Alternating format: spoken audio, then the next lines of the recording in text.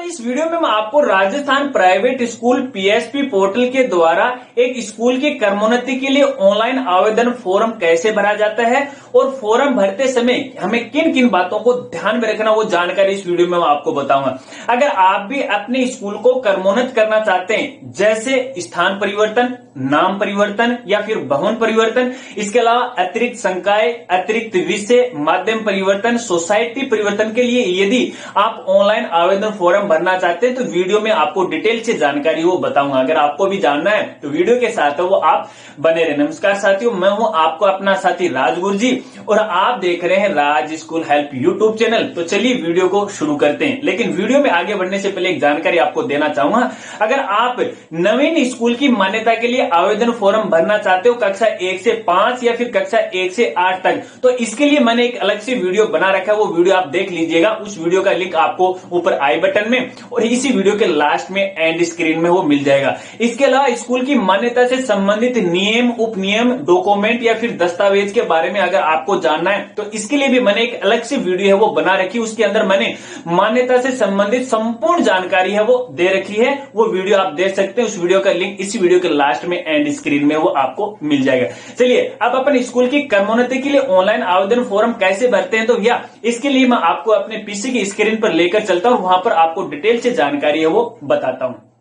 लो friends, अपन आ गए हैं PC के स्क्रीन पर। यहां से हम अपने स्कूल की क्रमोन्नति के लिए आवेदन है वो करेंगे स्टेप बाय स्टेप। तो दोस्तों इसके लिए सबसे पहले आपको राजस्थान प्राइवेट स्कूल पोर्टल यानी पीएसपी पोर्टल पे आपको यहां पे विजिट करना है। और दोस्तों इस बार शिक्षा विभाग के द्वारा एक बड़ा परिवर्तन किया गया है कि इस बार जो भी मान्यता के लिए आवेदन किए जाएंगे वो पीएसपी पोर्टल का एक जो नया पोर्टल शुरू किया गया था, ऑनलाइन एकीकृत मान्यता वाला पोर्टल, जो कि आप यहाँ स्क्रीन पे देख रहे हो, यहां से इसके ऑनलाइन मान्यता के लिए आवेदन है वो किया जाएगा।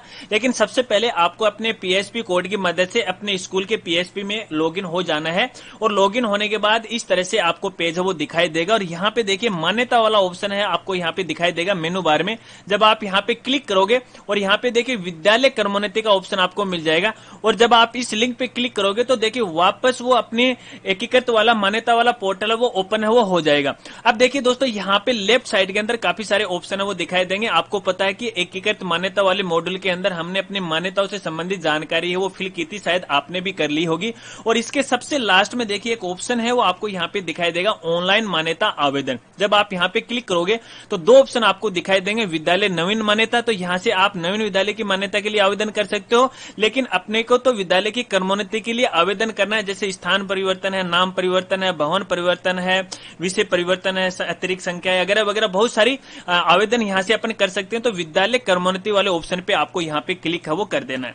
अब जैसे आप यहाँ पे क्लिक करोगे तो देखिए यहाँ पे आपको न्यू एप्लीकेशन है वो ऑटोमेटिक है वो आ जाएगा। और यहाँ पे देखिए काफी सारे स्टेप हैं आपको देखने को वो मिल जाएंगे। यहाँ पे देखिए 6 स्टेप हैं, सारे स्टेप आपको कंप्लीट करनी है। देखिए यहाँ पे स्टेप नंबर 1 से लेके 4 तक तो आपको अपने स्कूल से संबंधित बेसिक जानकारी आपको फिल करनी है। और सबसे जो इंपॉर्टेंट स्टेप है दोस्तों वो है स्टेप नंबर 5 और स्टेप नंबर 6। स्टेप नंबर 5 के अंदर अपन जो भी मान्यता लगा रहे हैं, यानी स्थान परिवर्तन, नाम परिवर्तन, भवन परिवर्तन, सोसाइटी परिवर्तन, इसके अलावा अतिरिक्त संकाय, अतिरिक्त विषय, जो भी अपन मान्यता लगा रहे हैं उस मान्यता का सिलेक्शन आपको यहाँ पे करना है स्टेप नंबर 5 में। और स्टेप नंबर 6 के अंदर अपने को जो भी आवेदन की जो फीस है वो सिलेक्ट करके आपको ऑनलाइन भुगतान है वो करनी है। लेकिन दोस्तों यहाँ पे एक सबसे बड़ी बात आपको कहना चाहूंगा, अगर आप अपने स्कूल का स्थान परिवर्तन कर रहे हो, भवन परिवर्तन कर रहे हो, तो देखिए स्टेप नंबर 1 के अंदर आपको वही एड्रेस पता लिखना है जो कि नया वाला है। इस बात को आपको विशेष ध्यान रखना है कि स्टेप नंबर 1 के अंदर नया वाला जो पता है वो दोस्तों आपको यहाँ पे फिल करना, वरना आपको बाद में दिक्कत है वो आ सकती है। तो चलिए यहाँ पर सबसे पहले बेसिक जानकारी देखिए। वैसे तो आपको स्टेप नंबर 1 के अंदर आपको यहाँ पे दिखाई देंगे अपने स्कूल का नाम वगैरह वगैरह जानकारी आपको यहाँ पे दिखाई देगी। अगर मान लीजिए यहाँ पे आप सीनियर सेकेंडरी के लिए आवेदन कर रहे हो, मान लीजिए आप पहले आपके स्कूल को 9 से 10 तक मान्यता मिल गई है और इस बार आप कक्षा 11 और 12 के लिए आवेदन कर रहे हो, तो यहाँ पे देखिए अगर आपके स्कूल का नाम केवल सेकेंडरी आ रहा है तो आपको यहाँ पे सीनियर सेकेंडरी है वो अंग्रेजी में भी आपको यहाँ पे लिख देना है और हिंदी में भी आपको अपने विद्यालय का नाम है उच्च माध्यमिक लगा के वो आपको यहाँ पे लिख देना है। कई बार ऐसा हो जाता है कि अपने पीएसपी पोर्टल पर अपना पुराना नाम चलता है और नए आवेदन के समय अपन पुराने वाले नाम से ही आवेदन कर देते हैं, जो कि सबसे बड़ी दिक्कत आपको यहाँ पे हो सकती है। तो ध्यान रखना, अपने स्कूल का नाम है वो जरूर आपको यहाँ पे चेंज करना है। अगर सेकेंडरी के लिए आवेदन कर रहे हो तो आपको सेकेंडरी लगाना है, और सीनियर सेकेंडरी के लिए आवेदन कर रहे हो तो आपको सीनियर सेकेंडरी आपको यहाँ पे लगाना है। अगर पहले से ही आपके स्कूल को सीनियर सेकेंडरी की मान्यता मिल चुकी है, आप स्थान परिवर्तन या स्कूल का नाम परिवर्तन, अतिरिक्त संकाय, अतिरिक्त विषय के लिए आप कर रहे हो, तब आपको यहाँ पे नाम चेंज करने की कोई आवश्यकता नहीं है। इसके बाद दोस्तों यहाँ पे अपने स्कूल का एड्रेस, पता, बेसिक जानकारी आपको यहाँ पे मिल जाएंगे। अब देखिए इस बार जो खास परिवर्तन हुआ है वो ये हुआ है कि यहाँ पर देखिए अपने स्कूल की जो भूमि है उसका खसरा नंबर आपको यहाँ पे डालना है, और इसके आसपास का जो भी जैसे कोई प्लॉट है और उसका कोई खसरा नंबर यदि आपके पास है तो आपको यहाँ पे वो डाल देना है। इसके बाद दोस्तों यहाँ पे देखिए कुछ बेसिक जानकारी है, जैसे कि आप पढ़ोगे वैसे वैसे आपको यहाँ पे समझ में है वो आ जाएगी। इसके बाद आगे आपको अपनी सोसाइटी से संबंधित जानकारी आपको फिल करनी है। आप पहले भी शायद फिल कर चुके हैं इस पोर्टल पे, तो ऑटोमेटिक है वो आपको यहाँ पे दिखाई देगी। सारा काम कंप्लीट करने के बाद दोस्तों यहाँ पे देखिए नीचे ऑप्शन आ रहा है, क्या क्रमोन्नति, अतिरिक्त संकाय, अतिरिक्त विषय, माध्यम परिवर्तन, स्थान परिवर्तन, अतिरिक्त माध्यम, वर्ग परिवर्तन हेतु विद्यालय की प्रबंध समिति में अनुमोदन प्रस्ताव पारित किया गया है, तो आपको यहाँ पे यस करना है। क्योंकि दोस्तों जब भी अपन स्कूल की मान्यता के लिए आवेदन करते हैं तो स्कूल की जो सोसाइटी होती है उस सोसाइटी के अंदर अपने को कार्य करने की बैठक आयोजित करनी पड़ती है। उसके अंदर निर्णय लिया जाता है, चाहे स्थान परिवर्तन के लिए हो, चाहे नाम परिवर्तन के लिए हो, चाहे अतिरिक्त संकाय के लिए हो, फिर अतिरिक्त विषय के लिए हो, वो आपको यहाँ पे बैठक वो करनी पड़ेगी। अगर आपको बैठक आयोजित नहीं करनी आती है तो आप हमारी वेबसाइट पे विजिट कीजिएगा, प्राइवेट स्कूल वाले लिंक में आप जाएगा और वहां पे आपको वो पीडीएफ फाइल मिल जाएगी किस तरह से बैठक आपको आयोजित करनी है, और हमारी वेबसाइट का नाम है www.rajgurji.com। इसके बाद दोस्तों यहाँ पे देखिए आगे वाले ऑप्शन के अंदर आपको यहाँ पे अपनी गत 3 वर्ष के आय व्यय का विवरण है आपको यहाँ पे भरना है। 2018 से लेकर 2020 तक का विवरण आपको यहाँ पे फिल है वो कर देना है। इसके बाद दोस्तों देखिए आगे आपको यहाँ पे पूर्व संचालित मान्यता का जो विवरण है वो आपको यहाँ पे फिल करना है। यहाँ पे आपके स्कूल को सबसे लास्ट में जो मान्यता मिली है उस मान्यता का आदेश क्रमांक आपको यहाँ पे फिल करना है, उसके आदेश तिथि आपको यहाँ पे फिल करनी है, और इसके बाद कुछ बेसिक जानकारी है जो आप यहाँ पे सिलेक्ट कर लीजिएगा। यदि सिलेक्ट हो रही है तो ठीक है, नहीं हो रही है तो देखिए इस तरह से ये ब्लर आपको यहाँ पे दिखाई देगी, जिसमें अपन किसी प्रकार का कोई परिवर्तन है वो नहीं कर सकते। मेरे केस में ऐसा नहीं हो रहा है क्योंकि इस स्कूल को पहले से ही सीनियर सेकेंडरी की मान्यता है वो मिल गई है। चलिए आगे बात करते हैं यहाँ पे। अब देखिए दोस्तों यहाँ पे नवीनतम आरटीआई मान्यता आदेश संख्या, यदि आपके स्कूल के पास आरटीआई की मान्यता तो आप यहाँ पे डाल दीजिएगा, वरना इसे खाली है वो भी आप छोड़ सकते हो। इसके बाद अपने स्कूल के संबंधी जो सब्जेक्ट हैं आपको यहाँ पे दिखाई देंगे। ये सारा काम करने के बाद दोस्तों आपको यहाँ सुरक्षित पे क्लिक है वो कर देना है। अब जैसे आप सुरक्षित पे क्लिक करोगे तो आपकी ये जो स्टेप है वो कंप्लीट हो जाएगी, और आपकी स्क्रीन पे देखिए इस तरह से एक मैसेज आ जाएगा, विद्यालय विवरण सुरक्षित कर दिया गया है। क्रॉस पे आपको यहाँ पे क्लिक कर देना है। इसके बाद हमारी ये स्टेप है वो कंप्लीट हो गई है। आप यहाँ पे देखोगे स्टेप नंबर 1 पे आप यहाँ पे देखिए ग्रीन सिंबल है वो आ चुका है, गुड का निशान आ चुका है। इसका मतलब है हमारी स्टेप नंबर 1 है वो कंप्लीट हो चुकी है। अब जैसे जैसे स्टेप कंप्लीट होती जाएंगी वैसे वैसे यहाँ पे देखिए ग्रीन सिंबल है वो आता जाएगा। स्टेप नंबर 2 में अपन यहाँ पे आ गए हैं। अब जैसे अपन स्टेप नंबर 2 में आए तो यहाँ पे देखिए एक सूचना लिखी हुई है कि विभाग द्वारा प्रदत्त मान्यता उपरांत विद्यालय द्वारा विभाग द्वारा स्वीकृति उपरांत किए गए नाम परिवर्तन संस्था प्रबंध अंतरण की सूचना। यदि पहले आपके विद्यालय का नाम परिवर्तन हुआ है तो आपको ये सूचना फिल करनी है, वरना आपको ये खाली है वो छोड़ देना है। इसके बाद यहाँ पे आपको अपने स्कूल से संबंधित है सामान्य जानकारी और आपको यहाँ पे भरनी है। स्कूल का जो भवन है उसकी जानकारी आपको यहाँ पे फिल करनी है। और सबसे पहले देखिए यहाँ पे विद्यालय भूमि और भवन की स्थिति पूछी गई है कि आपके स्कूल का जो भवन है वो किराए पे है, सोसाइटी का है, उपहार में दिया गया है, कैसा है, उसे आप सिलेक्ट है वो कर लीजिएगा। तो मैं यहाँ किराए पे सिलेक्ट है वो कर रहा हूँ। इसके बाद यहाँ पे वो शहरी क्षेत्र में है या फिर ग्रामीण क्षेत्र में है, आप अपनी आवश्यकता के अनुसार उसे सिलेक्ट है वो कर लीजिएगा। चलिए इसके बाद क्या विद्यालय भवन अन्य निर्माण खेल मैदान केवल शैक्षणिक कार्य के लिए उपयोग में लिया जाता है, तो आपको यहाँ पे ये है वो कर देना। यानी अपना स्कूल का जो परिसर है, भूमि है, वो केवल स्कूल के काम में ली जाती है, इसके अलावा और भी काम में ली जाती है, तो अपने स्कूल के काम में ली जाती है, इसलिए हमने यहाँ पे ये है वो कर दिया। चलिए इसके बाद दोस्तों यहाँ पे अपने स्कूल का पूरा परिक्षेत्र का जो क्षेत्रफल है वो आपको स्क्वायर मीटर में आपको यहाँ पे डाल देना है।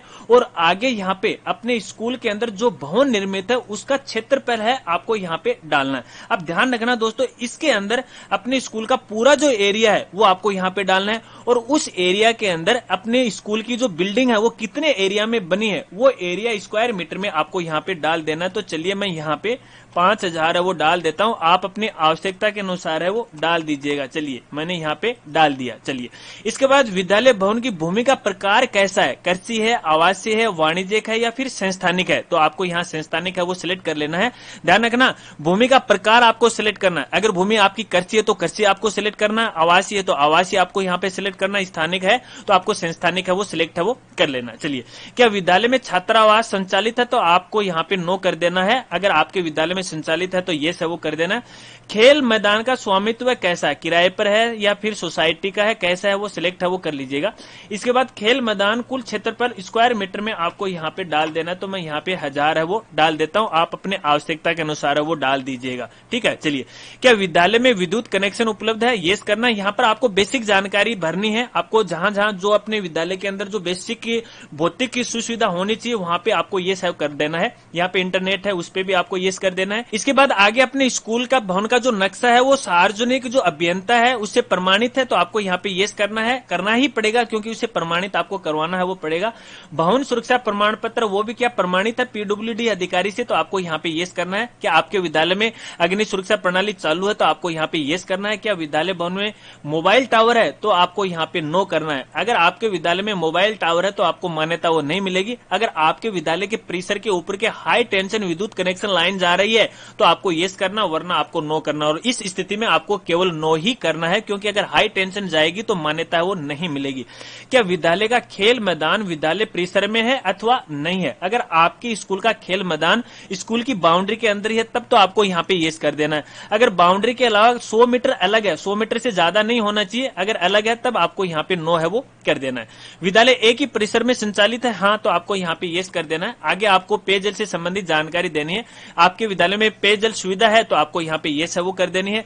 अब पानी है वो आपके स्कूल में किस माध्यम से आता है वो आपको यहाँ पे सिलेक्ट है वो कर लेना। नल से आता है या फिर हैंडपंप से आता है, टांका से आता है या टैंकर के द्वारा कैसे आता है वो सिलेक्ट है वो कर लीजिएगा अपनी आवश्यकता के अनुसार। बालिकाओं के लिए पृथक शौचालय मूत्राशयों की संख्या आपको यहाँ पे फिल कर देनी। तो चलिए मैं यहाँ पे ये कर देता हूँ। इसके बाद बालकों के लिए पृथक शौचालय की संख्या कितनी है वो आपको यहाँ पे फिल है वो कर देनी। इसके बाद अन्य विवरण आपको यहाँ पे भर देना है। कक्षा कक्षों की संख्या जो शिक्षण के लिए इस्तेमाल किए जाते हैं वो आपको यहाँ पे भरना। और ध्यान रखना दोस्तों यहाँ अगर आप सेकेंडरी के लिए मान्यता लगा रहे हैं तो कम से कम 14 कक्षा कक्ष होने चाहिए।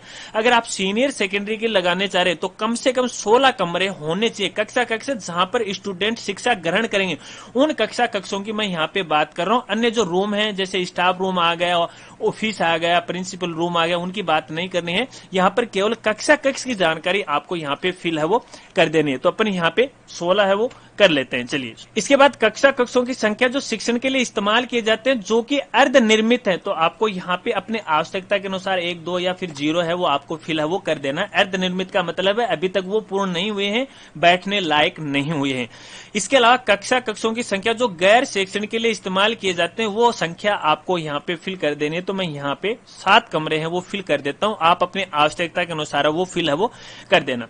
कक्षा कक्षों की संख्या जो गैर शैक्षणिक के लिए इस्तेमाल किए जाते हैं जो कि अर्ध निर्मित हैं तो मैं यहाँ पे 0 कर देता हूँ, आप अपने आवश्यकता के अनुसार सही कर देना।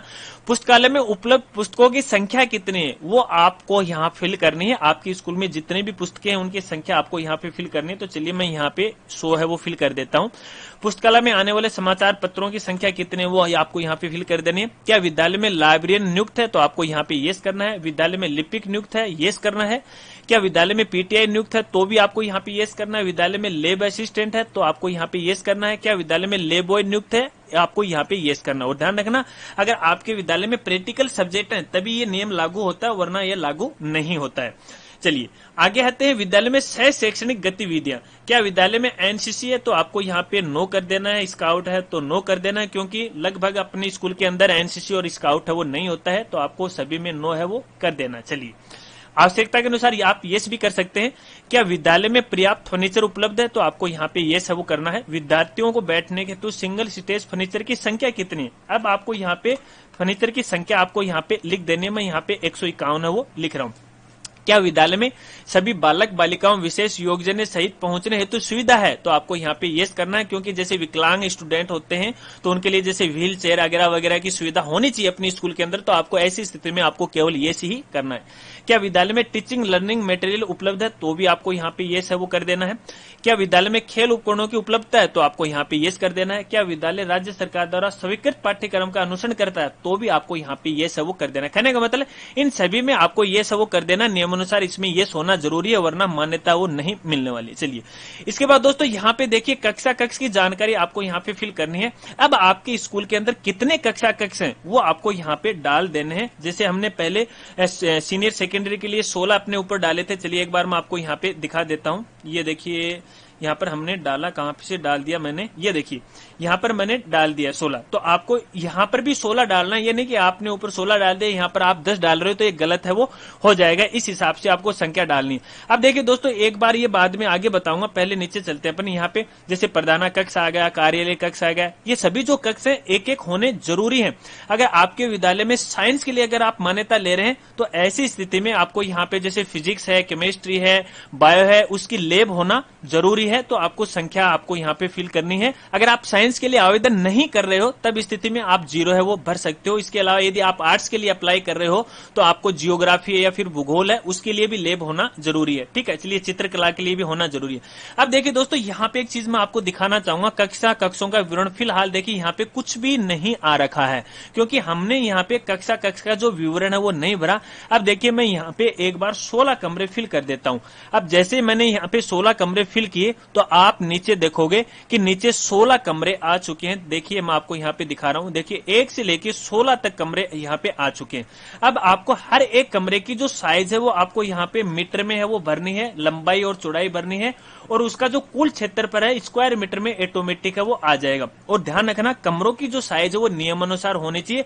अगर आपको नहीं पता है कि नियमानुसार कितनी होनी चाहिए तो देखिए आपको ऊपर एक लिंक मिल जाएगा डाउनलोड वाला, आप देख सकते हो। जूम करके आपको दिखाता हूँ, यहाँ से आपको डाउनलोड करना है तो देखिए एक फाइल है वो इस तरह से ओपन हो जाएगी और इसके अंदर सारी सूचना दी गई है कि कितने कमरे होने चाहिए, किस साइज के होने चाहिए। अगर आपने यहाँ पे देखिए सेकेंडरी और सीनियर सेकेंडरी की बात करें तो देखिए माध्यमिक के लिए 14 कमरे होने चाहिए और उच्च माध्यमिक के लिए 16 कमरा होने चाहिए एक संकाय हेतु। ठीक है, और कमरों की जो साइज है वो 6x8 है वो वर्ग मीटर होनी चाहिए। तो इस तरह से आप यहाँ से पता लगा लेना और नियमानुसार पोर्टल पर आपको इसी के अनुसार आपको भरना है। अगर कम ज्यादा है वो एक अलग बात है, लेकिन यहाँ पे विवरण है वो आपको सही सही भरना, वरना आपको दिक्कत है वो आ सकती है। ठीक है, चलिए मैं यहाँ पे नीचे आता हूँ और यहाँ पर कमरों की साइज है वो फिल कर देता हूँ। आप अपने आवश्यकता के अनुसार जिस प्रकार से आपके कमरों की साइज है उसी के अनुसार आपको यहाँ पे भर देनी है। चलिए मैं यहाँ पे एक एक फिल है वो कर देता हूँ। कक्षा कक्ष का विवरण भरने के बाद दोस्तों आपको यहाँ पे सुरक्षित पे क्लिक कर देना है। अब जैसे सुरक्षित पे क्लिक करोगे तो आपकी ये स्टेप है वो कंप्लीट हो जाएगी अगर आपने विवरण सही भरा है तो देखिए विद्यालय भवन से संबंधित जानकारी सुरक्षित कर दी गई है। क्लोज पे आपको क्लिक कर देना है तो हमारी ये स्टेप है वो कंप्लीट हो जाती है। अब देखिए स्टेप नंबर 2 कंप्लीट हो गई, अपन आ गए स्टेप नंबर 3 में। और स्टेप नंबर 3 में अपने विद्यालय कर्मचारी या विद्यालय स्टाफ की जानकारी आपको यहाँ पे भरनी है। देखिए यहाँ पे आपको 2 ऑप्शन देखने को मिलेंगे। सबसे पहले शैक्षणिक यानी टीचर की डिटेल आपको यहाँ पे भरनी है। इसके बाद जो गैर शैक्षणिक कर्मचारी है उसका विवरण आपको इस ऑप्शन में भरना है। तो यहाँ पे देखिए सबसे पहले उस कर्मचारी की पोस्ट है या पदनाम है वो आपको यहाँ पे सिलेक्ट है वो कर लेना।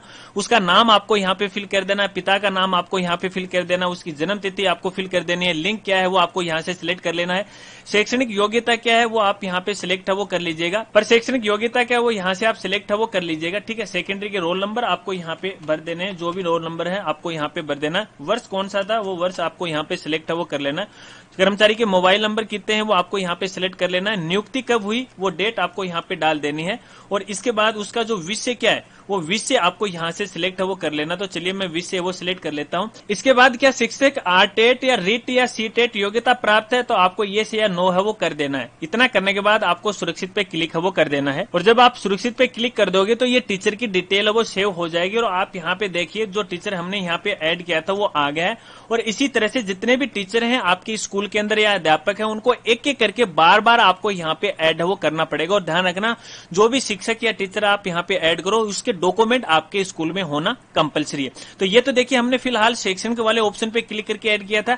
इसके बाद गैर शैक्षणिक जैसे एलडीसी है, चपरासी है वगैरह वगैरह की जानकारी आपको इस ऑप्शन में सिलेक्ट करके उसकी जानकारी फिल है वो कर देनी है। चलिए इसके बाद दोस्तों आगे यहाँ पे देखिए अपने विद्यार्थी का जो नामांकन है वो विवरण आपको यहाँ पे फिल कर देना है। यानी आपकी स्कूल के अंदर पूर्व प्राथमिक कक्षा से लेकर लास्ट जो अंतिम कक्षा है उस कक्षा में कौन सी कक्षा में कितने स्टूडेंट हैं, उन स्टूडेंट का विवरण आपको यहाँ पे सही है वो भर देना है। विवरण भरने के बाद आपको सुरक्षित पे वो क्लिक कर देना है। इससे आपके विद्यार्थी का नामांकन का विवरण है वो सुरक्षित हो जाएगा। क्लोज पे आपको यहाँ पे क्लिक कर देना। तो हमारी ये स्टेप भी है वो कंप्लीट हो गई और अपन आ गए स्टेप नंबर 4 के अंदर।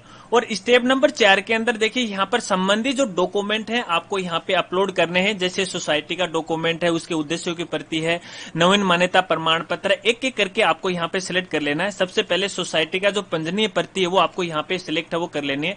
तो चलिए एक एक करके मैं यहाँ पे आपको दिखा देता हूँ। इसके बाद सोसाइटी के उद्देश्यों की प्रति है वो आपको यहाँ पे अपलोड है वो कर देनी है। इसके बाद नवीन मान्यता का जो प्रमाण पत्र जो सबसे लास्ट में आपको अपने स्कूल को मान्यता मिली थी वो आपको यहाँ पे अपलोड करनी है। इसके बाद यहाँ से आपको जो शपथ पत्र है वो अपलोड है वो कर देना। तो चलिए मैं शपथ पत्र वो अपलोड कर देता हूँ। कुछ साथियों को शपथ पत्र को लेके कंफ्यूज होगा कि कौन सा शपथ पत्र आपको यहाँ पे अपलोड करना है। तो चलिए मैं यहाँ स्क्रीन पे आपको दिखा देता हूँ। देखिए ये शपथ पत्र है जो कि 100 रुपए के बॉन्ड पे आपको नोटरी करवा के सचिव के साइन करवा के आपको अपलोड करना है। अब ये शपथ पत्र कहाँ मिलेगा, या तो आप हमारी वेबसाइट पे विजिट कीजिएगा और जो प्राइवेट स्कूल वाला मेनू उसमें विजिट कीजिएगा और जो नए दिशा निर्देश जारी हुए हैं शिक्षा विभाग के मान्यता को लेकर उसी के अंदर ये 2 पेज में है वो आपको मिल जाएगा। तो आप इसे डाउनलोड कर सकते हैं और बॉन्ड पे आप ये प्रिंट करवा के आप इसे अपलोड है वो कर सकते हैं।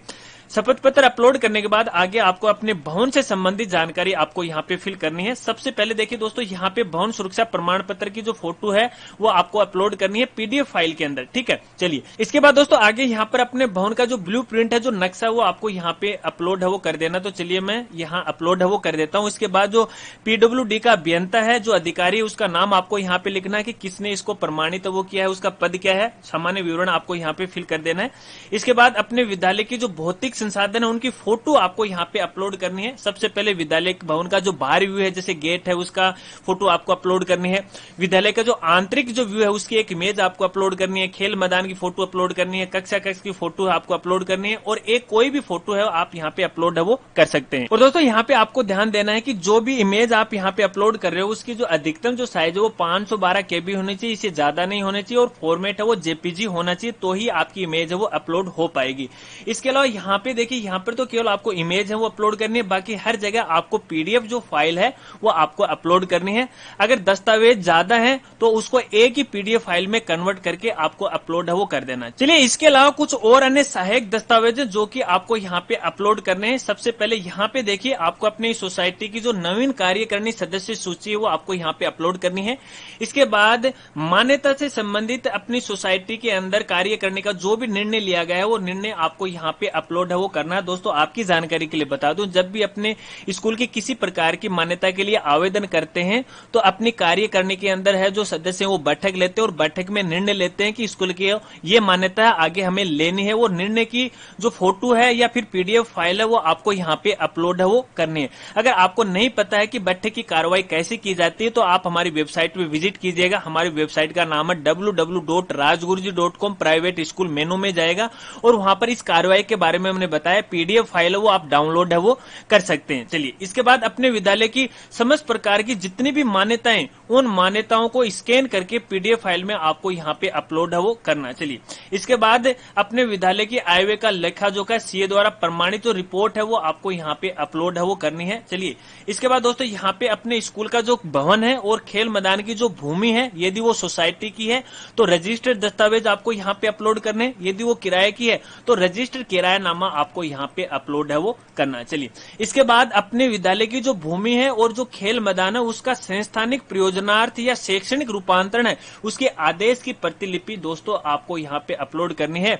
और शैक्षणिक या फिर संस्थानिक प्रयोजनार्थ यदि आपके पास दस्तावेज नहीं तो पहले आप अपनी स्कूल की भूमि को संस्थानिक प्रयोजनार्थ में कन्वर्जन या रूपांतरण है वो करवा लीजिएगा, वरना आपको मान्यता है वो नहीं मिलने वाली है। डॉक्यूमेंट अपलोड करने के बाद आपको यहाँ पे सुरक्षित पे क्लिक कर देना है। इसके बाद बाद आपके डॉक्यूमेंट है वो अपलोड हो जाएंगे। हो सकता है कि देखिए इस स्टेप में थोड़ा सा टाइम लग जाए, क्योंकि यहाँ पर आपने काफी सारे डॉक्यूमेंट है वो अपलोड है वो किए हैं, तो टाइम लग सकता है। तो देखिए आप देख सकते हो कि अपलोड दस्तावेज सुरक्षित कर दिए हैं, तो इसका मतलब है ये हमारी स्टेप है वो कंप्लीट हो चुकी है। चलिए स्टेप नंबर 5 में आगे, जो कि सबसे ज्यादा इंपॉर्टेंट है। इस स्टेप को आपको ध्यानपूर्वक देखना दोस्तों। अब यहाँ पे आपको आवेदन का प्रकार है वो सिलेक्ट करना है, यानी आप किसके लिए आवेदन कर रहे हो वो सभी आवेदन के प्रकार आपको यहाँ पे दिखाई देंगे, जैसे अतिरिक्त संकाय के लिए, अतिरिक्त विषय के लिए, अतिरिक्त माध्यमिक के लिए, स्थान परिवर्तन, नाम परिवर्तन, वर्ग परिवर्तन, माध्यम परिवर्तन, दो पारीय, द्वितीय पारीय, जो भी है आप सिलेक्ट है वो कर लीजिएगा। तो चलिए सबसे पहले मैं यहाँ पे नाम परिवर्तन के लिए सिलेक्ट है वो कर रहा हूँ, ठीक है। ये करने के बाद दोस्तों यहाँ पे देखिए सबसे पहले पूर्व मान्यता के आधार पर आपके विद्यालय का नाम है वो पूछा जाएगा। यहाँ पर आपकी स्कूल का पुराना नाम आ जाएगा। अब जो नया नाम आप चाहते हो वो नाम आपको यहाँ पे लिख देना है। तो फॉर एग्जाम्पल मैं यहाँ पे एक बार कुछ डेमो के लिए आपको लिख के दे देता हूं इस तरह से, ठीक है। चलिए सुरक्षित आपको कर देना है। ये सुरक्षित करने के बाद देखिए नीचे आपकी मान्यता का विवरण है वो आ गया, और यहाँ पे बिल्कुल साफ साफ लिखा हुआ है नेम चेंज, और यहाँ पे देखिए जो राशि आ गई है वो 50,000 रुपए की आ गई, यानी ये आवेदन फीस है वो आ चुकी है, जो कि कक्षा 1 से लेके 12 तक आवेदन शुल्क है। चलिए इसके बाद मान लीजिए आपने नेम के साथ साथ अपने स्कूल का स्थान परिवर्तन भी करना चाहते हैं, तो देखिए यहाँ पे आपको मिल जाएगा स्थान परिवर्तन। वापस आपको ऊपर जाना है आवेदन प्रकार के अंदर, और यहाँ पे देखिए स्थान परिवर्तन है वो सिलेक्ट है वो कर लेना है। अब देखिए आपका वर्तमान स्कूल का जो स्थान है वो तो आपको यहाँ पे दिखाई देगा, ठीक है। अब देखिए नवीन जो स्थान कौन सा है वो यहाँ पे नीचे आपको एड्रेस है वो फिल कर देना। ध्यानपूर्वक आपको ये एड्रेस है वो फिल कर देना है, और ये करने के बाद आपको यहाँ पे सुरक्षित पे क्लिक कर देना है। स्थान परिवर्तन का विवरण यहाँ पे सिलेक्ट करने के बाद देखिए यहाँ पे स्थान का विवरण है वो आ जाता है। सबसे पहले यहाँ पे अपने स्कूल का जो वर्तमान पता है वो आपको यहाँ पे दिखाई देगा, जिसके अंदर आप किसी प्रकार की छेड़छाड़ है वो नहीं करें। इसके बाद यहाँ पर देखिए नीचे आने के बाद यहाँ पे अपने स्कूल का जो नवीन पता है एड्रेस है वो आपको यहाँ पे फिल करना है, ठीक है। जो भी जिला है वो सिलेक्ट कर लीजिएगा, ब्लॉक है वो सिलेक्ट है वो कर लीजिएगा। नया जो एड्रेस है वो आपको यहाँ पे पूरा है वो फिल कर देना है। विद्यालय की भवन की स्थिति आपको सिलेक्ट कर लेनी है कि जो नया भवन है वो किराए पर है या फिर सोसाइटी का, जो भी है वो आप सिलेक्ट है वो कर लीजिएगा। इसके बाद यहाँ पे नया स्थान जहां पर आप परिवर्तन कर रहे हो उसकी दूरी कितनी है पुराने वाले स्थान से, तो यहाँ पे आप अपने आवश्यकता के अनुसार कर सकते हो। दोस्तों आपको यहाँ एक जानकारी देना चाहूंगा, अगर आप 2 किलोमीटर से ज्यादा अपने स्कूल का स्थान परिवर्तन कर रहे हो तो भैया आपको दिक्कत आ सकती है, क्योंकि फिर ये मामला निदेशालय से नहीं जाके राज्य सरकार से है वो क्लियर होता है। तो ऐसे में फाइल है वो स्टेट गवर्नमेंट के पास चली जाती है, जिसमें काफी मुसीबतों का सामना शायद आपको करना पड़ सकता है। ये डिटेल भरने के बाद दोस्तों आपको यहाँ पे सुरक्षित है वो कर देना है। तो देखिए यहाँ पे स्थान परिवर्तन की मान्यता है वो भी यहाँ पे आ गई, आप देख सकते हो एक साथ 2 मान्यता यहाँ पे आ गई है। अगर आप चाहते हो कि इन मान्यताओं में किसी प्रकार की कोई गलती रह गई है तो यहाँ पे देखिए डायरेक्टली आप यहाँ पे ये डिलीट है या फिर जो क्रॉस का जो बटन है इस पे आप क्लिक कर सकते हो, तो हमारी जो मान्यता है वो हट जाती है। देखिए नीचे आप इस तरह से देख सकते हो। तो चलिए मैं सबसे लास्ट में आपको यहाँ पे दिखाता हूँ, शायद यहाँ पे नहीं है, वापस स्टेप नंबर 1 में आ चुका है। मैं वापस 5 नंबर स्टेप पे है वो क्लिक करता हूँ। अब देखिए 5 नंबर स्टेप में आप जाओगे तो यहाँ पर कोई भी आवेदन आपको नहीं दिखाई देगा। पुनः आपको आवेदन का जो प्रकार है वो यहाँ से सिलेक्ट है वो कर लेना है। मैं नाम परिवर्तन को सिलेक्ट करता हूँ और जो भी नया नाम है उसको सिलेक्ट कर लेता हूँ, सुरक्षित है वो कर देता हूँ। कहने का मतलब दोस्तों ये है कि स्टेप नंबर 5 के अंदर आपको अपनी जो भी मान्यताएं लगानी है उन मान्यताओं को यहाँ पे सिलेक्ट है वो कर लेना है। अगर मान लीजिए आप अतिरिक्त विषय के लिए आवेदन कर रहे हो तो अतिरिक्त विषय वाले ऑप्शन पे आपको यहाँ पे क्लिक करना है। अगर आप अतिरिक्त संकाय के लिए आवेदन कर रहे हो तो आप अतिरिक्त संकाय को आपको यहाँ पे सिलेक्ट है वो कर लेना है। अब कौन सा संकाय के लिए आप आवेदन कर रहे हो, साइंस के लिए या फिर कॉमर्स के लिए, जो भी है आप यहाँ पे आवेदन है वो कर सकते हो। तो कहने का मतलब यही है कि स्टेप नंबर 5 के अंदर आप संबंधित जो भी आवेदन करना चाहते हो उसकी जानकारी आपको फिल करनी है। चलिए ये सारा काम होने के बाद दोस्तों आपको यहाँ पे नेक्स्ट पे क्लिक है वो कर देना है। जो भी मान्यता आपने भरी थी वो सारी मान्यता आ गई है। अब देखिए स्टेप नंबर 6 के अंदर अपन आ गए हैं। स्टेप नंबर 5 अपनी कंप्लीट हो चुकी है और स्टेप नंबर 6 के अंदर आपको भुगतान करना है। जो भी आवेदन शुल्क यहाँ पे आई है, देखिए फिलहाल यहाँ पे 50,000 रुपए आए हैं, क्योंकि जो भी मान्यता लगाई थी उसकी आवेदन फीस है वो 50,000 रुपए है।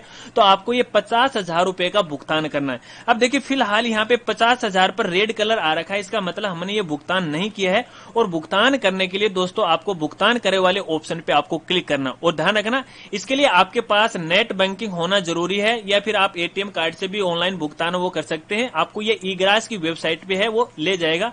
यहाँ पे देखिए स्कूल का नाम आ गया, टोटल राशि आ गई, पे नाउ पे आपको यहाँ पे क्लिक कर देना है और कंटिन्यू पे आपको यहाँ पे क्लिक कर देना है।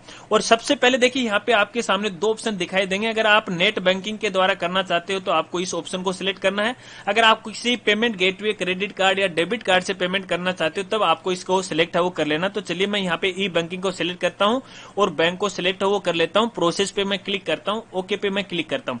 ओके पे क्लिक करने के बाद देखिए यहाँ पे एक ई चालान आ गया है और यहाँ पे देखिए GRN नंबर यहाँ पे आ चुके हैं। और दोस्तों ध्यान रखना, इस GRN नंबर को आपको अपने पास सुरक्षित संभाल के रखना, क्योंकि कई बार ऐसा हो जाता है कि जब भी अपन ऑनलाइन पेमेंट करते हैं तो हमारा पेमेंट है वो विफल हो जाता है। तो उस समय हमें GR नंबर की आवश्यकता होती है जिससे हम अपने पेमेंट को वेरीफाई करते हैं। तो इसको आपको सुरक्षित वो रख लेना है। इसके बाद दोस्तों आपको यहाँ पे कंटिन्यू पे क्लिक कर देना है, ओके पे आपको यहाँ पे क्लिक कर देना है। ओके हमने यहाँ पे क्लिक कर दिया और जैसे मैंने ओके पे यहाँ पे क्लिक कर दिया तो यहाँ पे देखिए नेट बैंकिंग या एटीएम कार्ड से करना चाहते हो तो आपको कोई भी एक ऑप्शन है वो सिलेक्ट कर लेना। मैं चलिए यहाँ पे नेट बैंकिंग को सिलेक्ट करता हूँ, सबमिट पे क्लिक करता हूँ। तो देखिए ये SBI बैंक की लॉगिन आईडी पे है वो लेगा, इंटरनेट बैंकिंग की आईडी पे है वो लेगा। यहाँ पे आप अपना यूजर नाम है वो डालिएगा, पासवर्ड है वो डाल दीजिएगा, लॉगिन पे क्लिक कर दीजिएगा और आपका पैसा वो कट जाएगा, भुगतान सक्सेसफुली हो जाएगा। तो आपका फॉर्म वो भी फाइनली सबमिट है वो हो जाएगा। अब देखिए दोस्तों कई बार ऐसा हो जाता है कि जब भी अपन ऑनलाइन पेमेंट करते हैं तो हमारे अकाउंट से पेमेंट तो कट जाता है, लेकिन यहाँ पे आवेदन है वो वेरीफाई नहीं होता है। तो इसके लिए आपको 1-2 दिन का वेट करना है और फिर से वापस अपने PSP पोर्टल पे आके यहाँ पे देखिए नीचे आपको ऑप्शन मिल जाता है मान्यता आवेदन भुगतान री वेरिफिकेशन एवं आवेदन लॉग। तो यहाँ से आप अपने पेमेंट को है वेरिफिकेशन कर सकते हो और बाद में यहाँ से आपको अपने आवेदन को लॉग करना है। और आवेदन को लॉग करने के बाद दोस्तों इसमें आप किसी प्रकार का कोई चेंजमेंट है वो नहीं कर सकते। इसलिए लॉग करने से पहले एक बार चेक कर लीजिएगा कि जो भी आपने स्टेप फिल करी है और इसके अंदर जो भी जानकारी आपने दी है क्या वो सही दी है। अब देखिए इस बार ऐसा हुआ है कि विभाग के द्वारा एक नया परिवर्तन किया गया है कि जब आप एक बार फाइल को लॉक कर देते हो तो अगले 5 दिन के बाद यदि इसमें कोई कमी पूर्ति रह जाती है तो आपको 5 दिन का मौका दिया जाएगा और 5 दिन में उस डॉक्यूमेंट की कमी पूर्ति करके आपको वापस वो लॉक करना पड़ेगा। तो दोस्तों इस प्रकार से हम हमारे स्कूल की क्रमोन्नति के लिए ऑनलाइन आवेदन कर सकते हैं। स्थान परिवर्तन, नाम परिवर्तन, भवन परिवर्तन, माध्यम परिवर्तन, जो भी आप करना चाहते हैं स्टेप यही है, प्रोसेस यही है। इसके अलावा यदि आपको ऑनलाइन फॉर्म भरते समय अगर कोई दिक्कत आ रही है तो आप वीडियो के नीचे कमेंट है वो कर सकते हैं। तो चलते हैं वापस कैमरे की तरफ। तो दोस्तों इस प्रकार से अपन PSP पोर्टल की मदद से एक स्कूल की क्रमोन्नति के लिए ऑनलाइन आवेदन फॉर्म भर सकते हैं, शायद आप समझ गए होंगे। इसके अलावा फॉर्म भरते समय यदि आपको किसी प्रकार की कोई समस्या आ रही है तो आप वीडियो के नीचे कमेंट है वो कर सकते हैं, मैं आपकी पूरी हेल्प करने की कोशिश करूंगा। और दोस्तों जब आप फाइनली फॉर्म सबमिट कर दो तो फॉर्म सबमिट करने के बाद जो एप्लीकेशन फॉर्म है या फिर जो आवेदन फॉर्म है उसकी 3 प्रतिलिपि आपको यहाँ पे तैयार करनी है, यानी 3 फाइलें आपको यहाँ पे तैयार करनी है। यहाँ पे एक जो फाइल है वो ओरिजिनल फाइल होगी और 2 फाइल उसकी प्रतिलिपि फाइल होगी।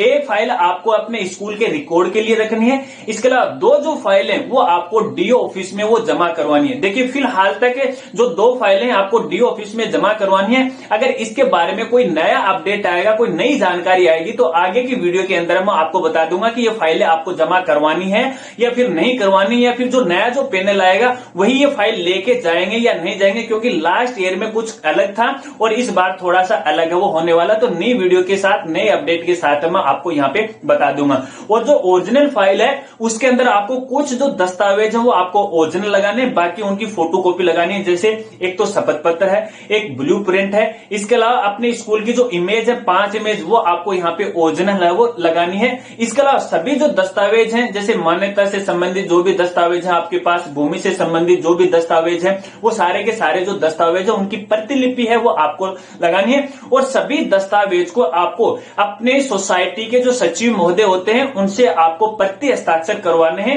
और बाकी बस यही काम है। इसके अलावा इसके बारे में आगे की नई नई वीडियो के अंदर मैं आपको जानकारी वो देता रहूंगा। अगर आप हमारे चैनल पे नए हैं और अभी तक चैनल को सब्सक्राइब नहीं किया तो सब्सक्राइब कर लीजिएगा, बेल आइकन है उसे भी दबा लीजिएगा, ऑल नोटिफिकेशन है उसे भी ऑन कर लीजिएगा ताकि नई नई वीडियो की जानकारी वो आपको मिलती रहे। तो मिलते हैं फ्रेंड्स अगली एक नई वीडियो के साथ, तब तक के लिए जय हिंद, जय भारत।